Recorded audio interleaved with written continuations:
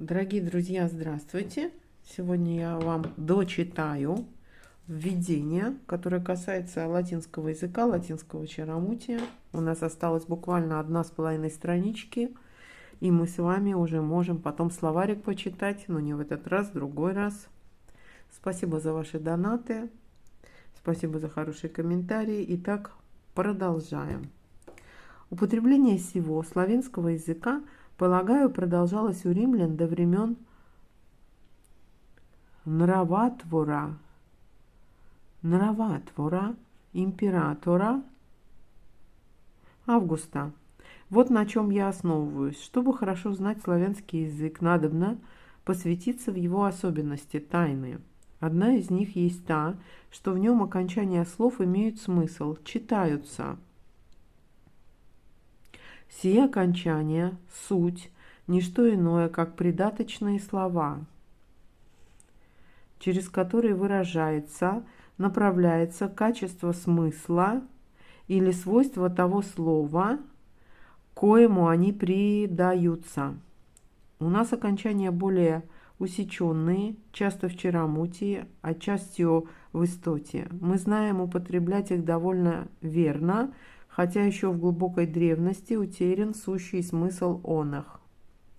Сии значения узнаются только через сравнение с таковыми же окончательными придаточными словами тех чаромутных языков, где они полностью уцелели, то есть не в усеченных.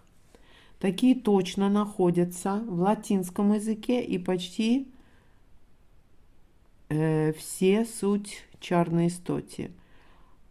Но должно единожды заметить, что в чаромутных языках они тогда только правильно и кстати употреблялись, когда еще жрецы сохранили древний язык славянский, из которого образовались те чаромутия, или же когда сей язык был еще в семейном употреблении, особенно у простого народа. Напротив, если он уже исчез, то и значения тех придаточных слов забывались, и они тогда уже употреблялись по сноровке, неопределенно, безотчетно, что и породило в смысле слов самые грубые погрешности. Например, одеревенелый, первобытно можно сказать древявший. Но было бы неправильно сказать древлевлятый. Вот почему латинские писатели так называемого «золотого века», особенно Цицерон, Овидий, Вергилий, удивительно, как правильны в сочетании придаточных слов. Сия правильность или свойство древних чаромутий есть славянское сочетание придаточных слов. Напротив, почти все последующие латинские писатели, особенно Сенека, Тертуриан, утратили сию правильность, отчетливость и, составляя слова, не могли дать им той мысли, видва,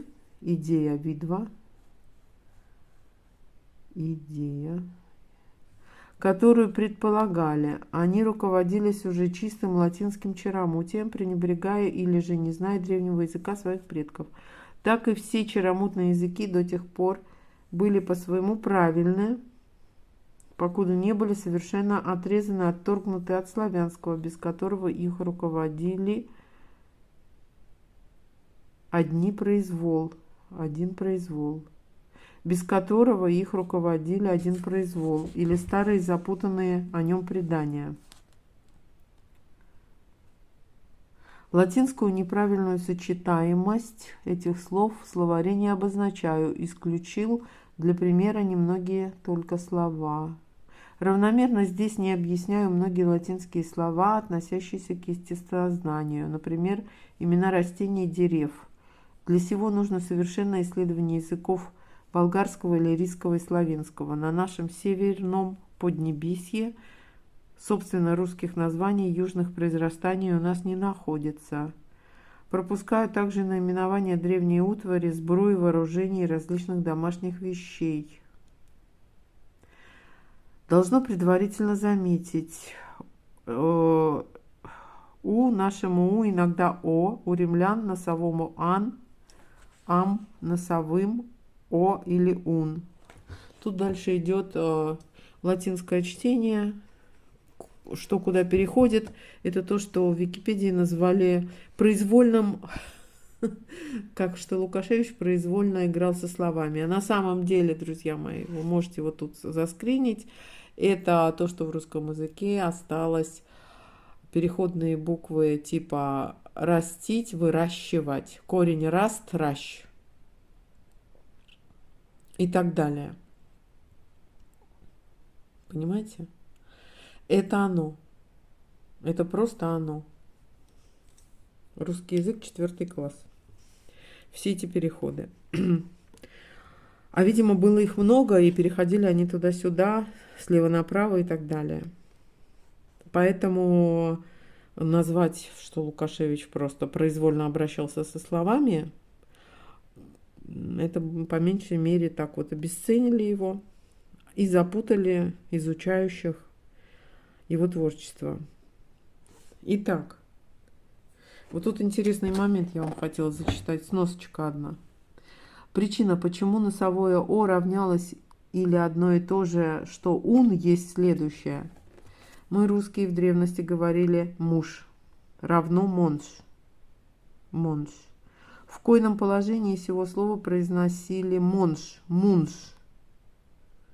А потом без носового выговора муж, не убралось, без носового, муж. Сие есть койный выговор юса, первого чарного онемения. Но родительный оного было монджа. Пишите, малорусы, дальше про вас.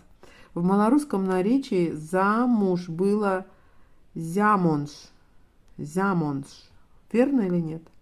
Но сие слово, находясь в койном положении, замонж, заминж, замиш.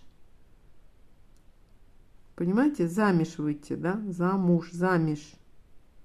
Замонж. В койном это вот когда заменяется. Глубокий, гломбокий, с койностью гломбокий, без носового выговора, но с койностью глибокий. Вот так он умел разбирать слова, Лукашевич. Дальше идет, собственно говоря, все. Мы с вами сделали это. Дальше идет латинское чаромотие и словарь. Очень сложная тема. Я не всегда все понимаю. Вот реально не всегда. То есть мне очень сложно. Во-первых, я знаю итальянский, но не латино. Это другая немножко тема. Но вот которые слова совпадают, у меня получается разбирать.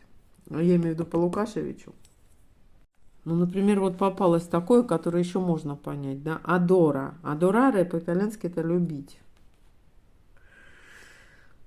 Ну, тут латинский, да? Адора. Род. Видите, он вот так. Род, вот как бы прямой чаромотие адораре, род жита, род жира, рожа, роджа. А род это уже переходит к жите, да? Это сложно. Поэтому я не призываю вас расчаромутивать латинский и итальянский язык. Это вообще нет. Но вот понимать это, вот адораре, значит, это значит род, любить, да? Адора, род. Интересно. Ну, например, адвокатус, это понятно, что это адвокат, да? Поверенный, да? Что такое адвокатус? Ходатай равно воззовать. Воззовать это понятно. Ад это приставка. Взывать, да? Ну, как приставка. А вока это зов. Вокатус. Вока. Вока. Воче, типа воче, да? Вокал, звать. Воззовать. Поверенный, воззовать. Это нужно разбираться. Ну ладно, сейчас третье еще что-нибудь поищу. Вот смотрите, как он разбирает аэр, воздух, да? Аэрис, воздух. Ветер, ветер. Аэрис, ветер, дуновение, звук равно. Рья, аэр. рья, звук, рети, славянское, реи. Быстро течь с порывом вять. С порывом вять.